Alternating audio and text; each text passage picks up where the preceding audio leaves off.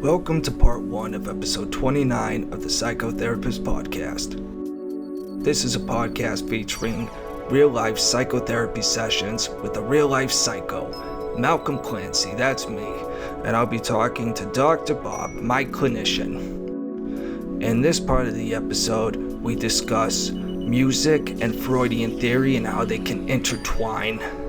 We talk about singing bowls, and I provide a new official drop that will be in future episodes somewhere in the middle. It's pretty sick. I hope you get to hear it and vibe with it. And we wrap up this episode with understanding how the Wim Hof method, the Wim Hof breathing method, can help you cheat on your spouse and get away with it. This is the Psychotherapist Podcast. We thank you for listening. We hope you have a blessed day. Peace. The Red Menace, the Cranberry, the Cranberry Yeti, bro. The voice of the people, yeah. Oh my! Speaking of cranberries, there's one minor agenda item I wanted to open with was, so, you know how people might suddenly, spontaneously get obsessed with certain songs? Yes. Is there any kind of, would Freud say all that shit's connected to say whatever your emotional trauma and shit is going on at the time? Because on some level, I've definitely been in, let's say a dark place, and I listen to a dark song a lot on repeat. Okay. But just these last few days, there's just been these two random songs that just all of a sudden got stuck in my head. And one was Zombie by the Cranberries, which I haven't heard for years and years, Okay. and I don't know how that popped in. And I had never, have you heard that song lately? Because I only remember the chorus from way, way, way back, but then the rest of the song, it's really, depressing and dark, and it's about, war and shit. Yeah, it's ironic, because I was thinking this week about Dolores Reynolds and, wondering what might have happened to the Cranberries if she didn't overdose. Yeah. Because that's what happened. She died from a heroin overdose. She sounds like the chick that would. In the middle of a tour. No, literally, she was supposed to play Boston. And I remember it was a Sunday, and my neighbors were getting together to watch it was like maybe a Memorial Weekend or Labor Day. It was one of the holiday weekends, and they were having a cookout, and a couple of the guys were going to see the Cranberries, Irish guys. Yeah. And she had died a couple of days before, and they were watching the football game, but they were all bummed out. They were going to give up the weekend party to go see the Cranberries. But I don't know much about her at all. Yeah, I know virtually nothing except just that song because, I grew up in the 90s and it was on the radio. Right. But she was very much like some of those Irish singers who, sort of, bumped into the men's arena in terms of the music they were playing. Yeah. Sinead O'Connor, very, very dark, very twisted. For sure. Yeah, I like her voice. Reardon, and there are a couple of others. Yeah, I like her voice. It's fucking unique. But anyway, the other song that's been stuck in my head. Dolores Reynolds, her voice is unique. Is that the Cranberries chick? Yeah, I think. That's a Cranberries chick. I mean, maybe it's not. Maybe there's a million out there like it. But at least as far as my experience, yeah, I like it. It's a little different. Yeah, I do too. Even with the Brogue and some of the Irish singers, pop singers, females sound the same. But I think she was very distinct in terms of her style. Yeah, it's interesting because I think a lot of the times, whenever English-speaking people are, singing or whatever, it all kind of doesn't, you don't really hear the accents a lot most of the time, depending, but the Irish just really fucking, it can really, comes out with that. But anyway, the other song is Lithium by Nirvana. Oh, yeah.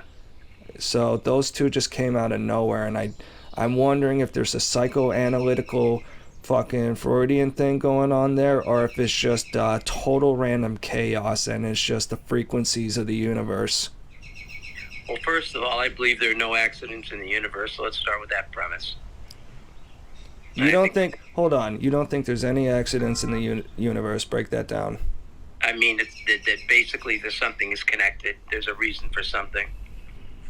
There's not just random stuff going on. You know, and you look at it in a spiritual sense, you would say there's a higher power, you know, that oversees us and, you know, has everything planned so that it's not an accident that has happened or that happened. But I do believe that the events are connected. It's just my whole feeling of belief about spirituality, about, you know, full circle. The things are circular, you know, they're not linear, and there are connections. Now, getting to your question about Freud, he would have probably, you know, he would not have been exposed to all the intricacies of the modern culture, but he would have indicated that there was some connection to the dream or to the song and some aspect of your life. You know, probably past. He would probably go with the past. Yeah, because it was weird. I've also noticed, like, this last week, or really just these last few days, maybe it's just because too much weed or something, I feel like I've been getting, like, just emotional and shit. Like, right. A little more, like, sentimental and shit than I would feel like, and that Zombie song, just for whatever reason, just made me feel fucking sad as shit. Mm-hmm. You know, so maybe there's just maybe it's some kind of call that I haven't studied my Irish, you know, history and culture or whatever. I've always been drawn to everything else. Yes. You know, so maybe there's something missing there, and I don't know what to make of Lithium other than I feel like I just want to do a cover of it. Mm-hmm. Have you ever heard of course you probably have heard of the band Morphine? I've heard Boston. I've heard the name, but that's it. Really good band, great. I thought they were a great band. The guy died not from an overdose. He died young. He died, I think, in Ireland doing a concert. He died on stage from a heart attack. Shit. And I like to listen to some of their stuff every now and then. But I think the people get drawn to certain music or types of music. There's some connection. When I was giving you that stuff a few weeks ago, it was random that I heard those things, and it brought me back to thinking about the, you know, particular Indian stuff that I, you know, was listening to or involved in, you know, Witchy Tie Tie and that song, and then I just happened to be, you know, getting into some of the chants and mantras again. Was trying to find a couple people and found that one that I had shared with you, which I have been listening to. Yeah. Their live concerts are that group is a mind blower if you see any of their live stuff on YouTube. Just the way they set up on stage, you know, and they're into that whole other element, you know, singing in a kind of, I read an article on it, not Indian music, but some other sort of style. Mm-hmm. Very, very psychedelic. Yeah, man. I had a question, but now I fucking lost trace. Now I remember it. So, speaking of all this Zen-y shit, do you have that singing bowl handy? No, it's in another room. Ah, fuck it. It's in another room. It's upstairs. It's an opening ceremony anyway. Okay. But you know what? I'll honestly just cut from an old episode.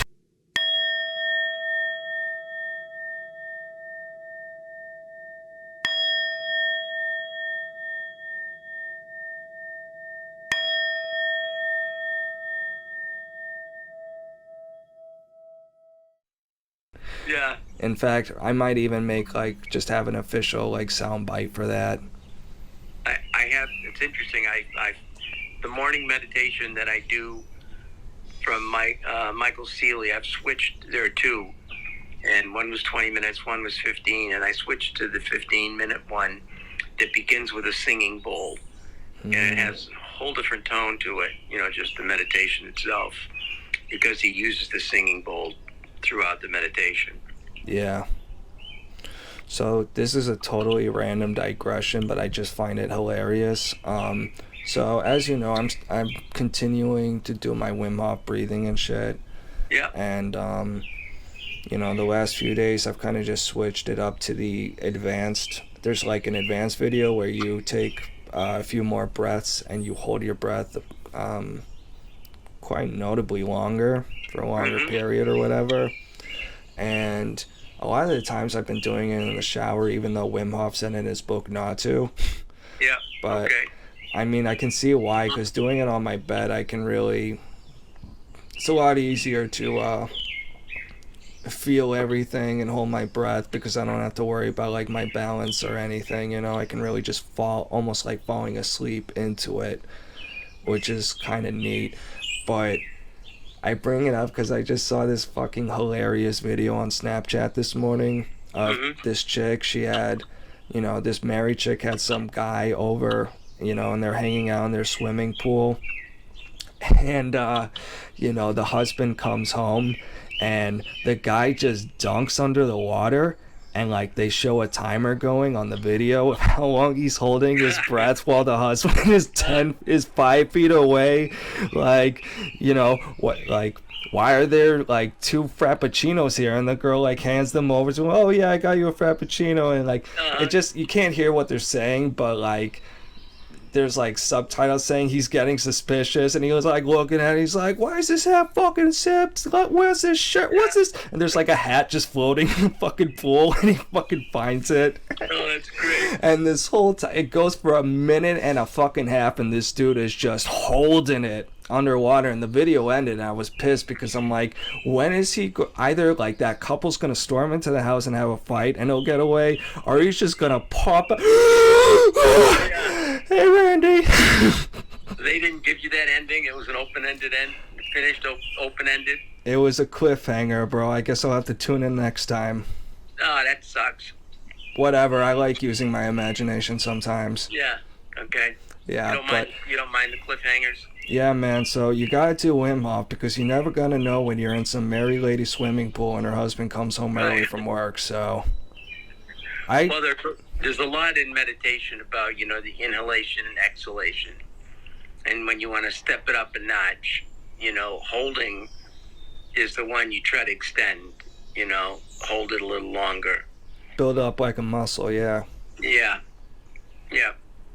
Yeah, I love it.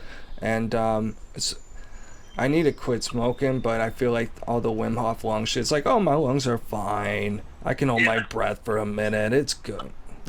You know what I mean? Yeah. I gotta cut that shit out. Right, that's a rational little devil application. Yeah.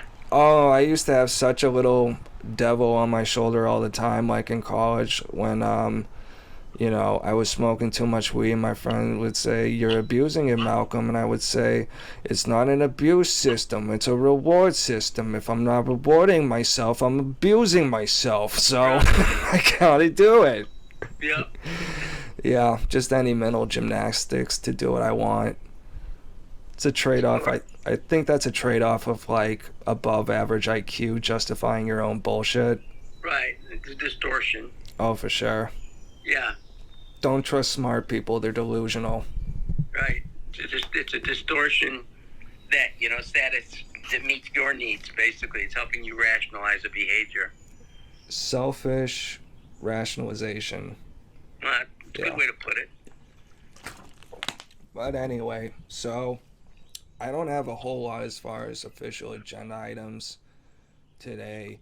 It's my vacation time, basically. I've just been fucking kicking back and